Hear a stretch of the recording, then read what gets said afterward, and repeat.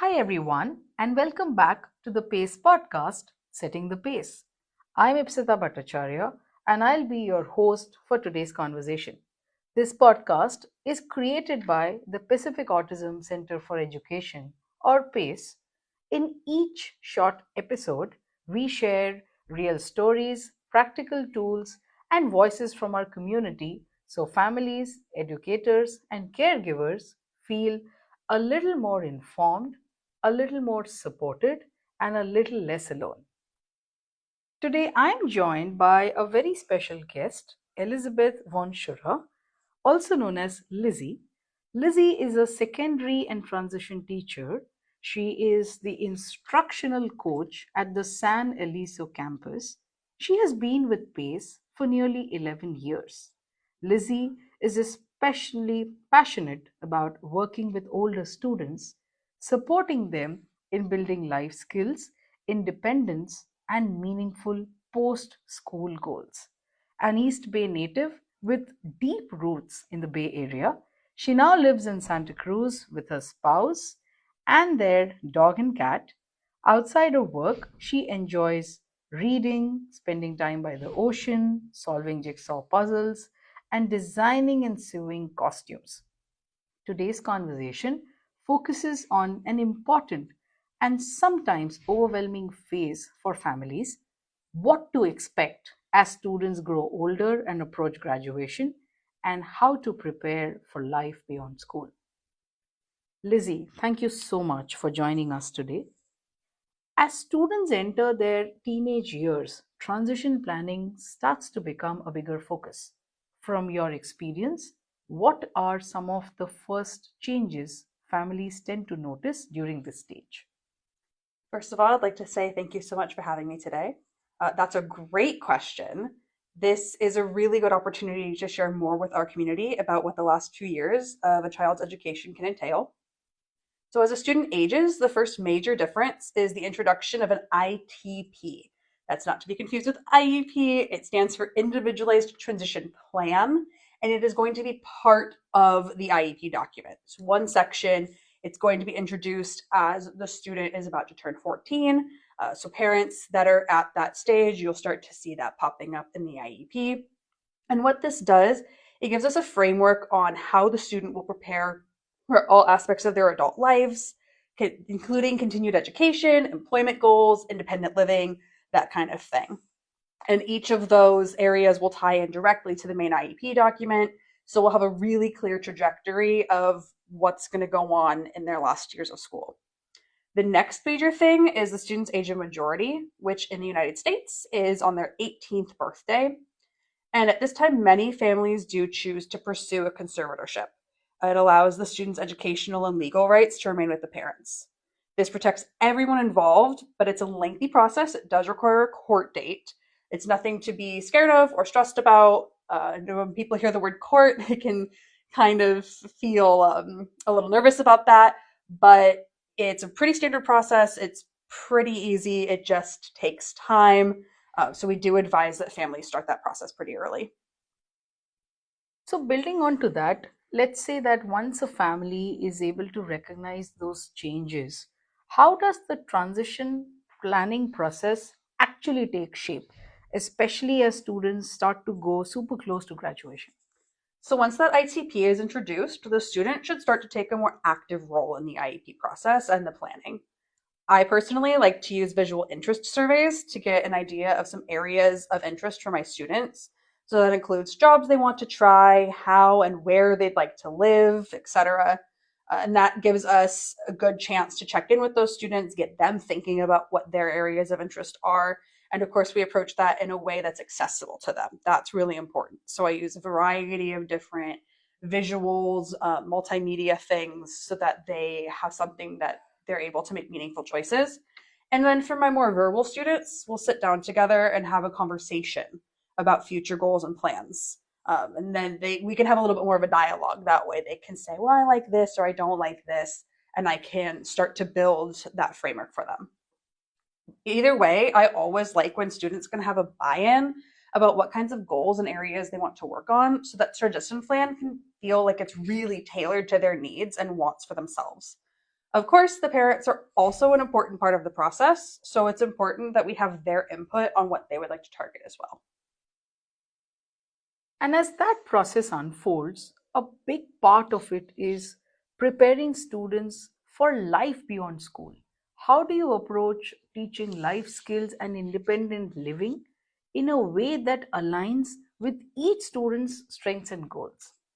So, as a student ages, their education program will shift to focus much more on those practical hands on experiences with vocational and life skills.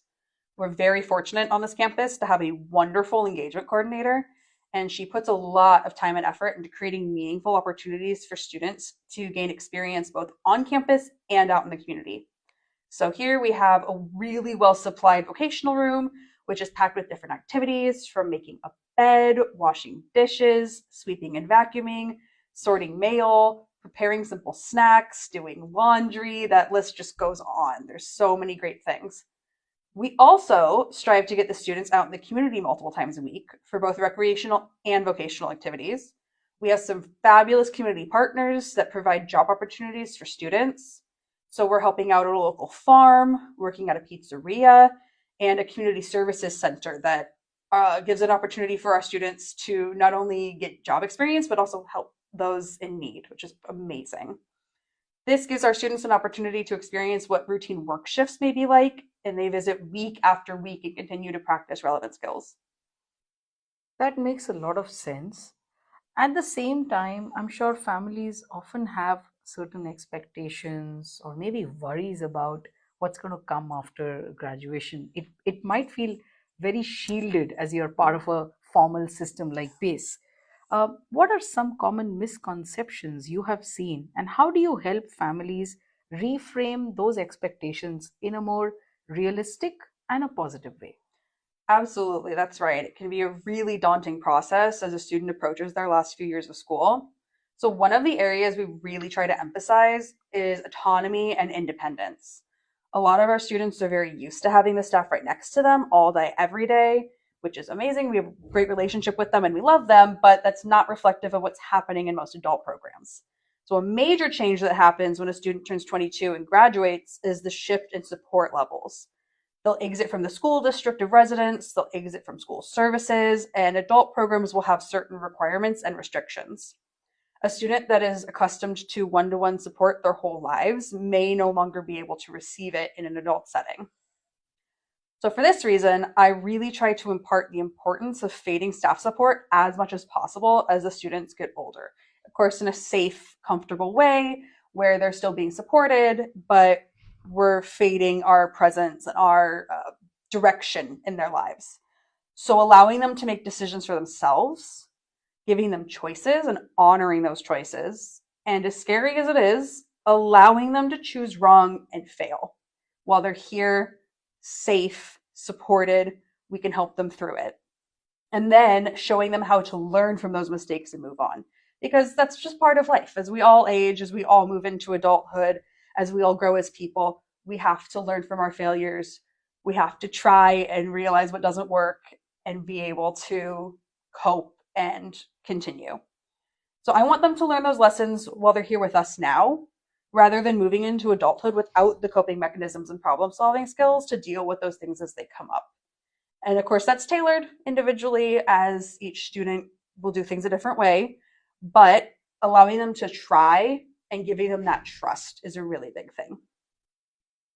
I loved how you talked about trust and giving them the opportunity to fail. It's so relevant even for all of us. We all need that soft landing pad where we can make the mistakes and then go out there and explore the world. So, given all of this, we have many families who listen to our podcast. And what would be some practical steps that these families can take starting now to better support their children's transition into adulthood? So for parents on our campus at San Aleso, I would definitely advise that they're in touch with the regional center, with the regional center coordinator if they aren't already. The regional center is really instrumental in securing adult services. So the line of communication is vital. As your child ages, the regional center coordinator will be the person that helps you refer to adult day programs, They'll help with any additional services that your child may need after the age of 22.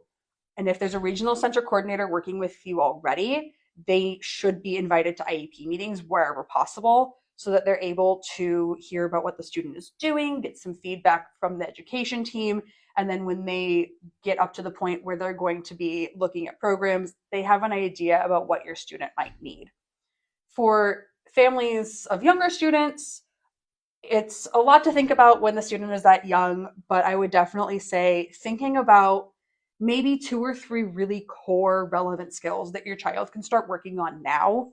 And those things don't have to be massive. They can be little things like, do they know where to put their dishes when they're done eating? Do they know how to put on shoes by themselves? Well, they can't tie their shoes. Get them Velcro, get them slip-ons. Can they put those on by themselves?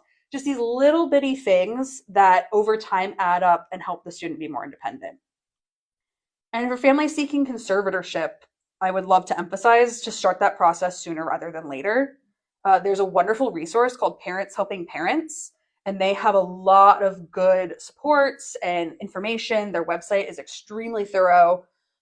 They have a lot of great resources, and honestly, the experts there know more about that process than anyone at PACE. And if they are able to, also reaching out and working with parents who have already gone through the process of conservatorship can be very helpful. You can hear about, we went through this service or we had this assistant. They might have a better idea as well. Additionally, talking to your child's teacher about needs, wants, and goals for the future is always a good idea. We like to hear from families about what the student needs to be prepared and what we can do to support them. Of course, we're keeping in mind that these goals should be realistic for the student, but not too simple.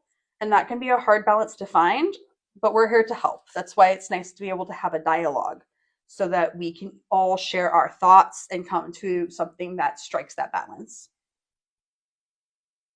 That's truly incredible. Thank you so much. I'm sure that we have a lot of parents and families who are listening who've got a great lot of information from this. Before we wrap up, if there's one key takeaway you would want families to hold on to as they navigate this journey, what would that be? It's truly never too early to start thinking about these things. It's a lot, it can feel really scary, but we have helped a lot of families navigate this process. Everyone on the team has the same end goal, that the student lives a happy and fulfilling life. We put a lot of ourselves into our students, and we want nothing more than to see them succeed. Thank you, Lizzie, for sharing your insights and experiences with us today. There's so much that I learned in the last few minutes, and I really appreciate you taking the time to do this. To our listeners, if you would like to learn more about PACE, you can visit us at pacificautism.org or follow us on social media for updates on new episodes and resources. Thank you so much for listening to Setting the Pace. We are glad you're here and we hope you'll join us for the rest of this journey. Signing out.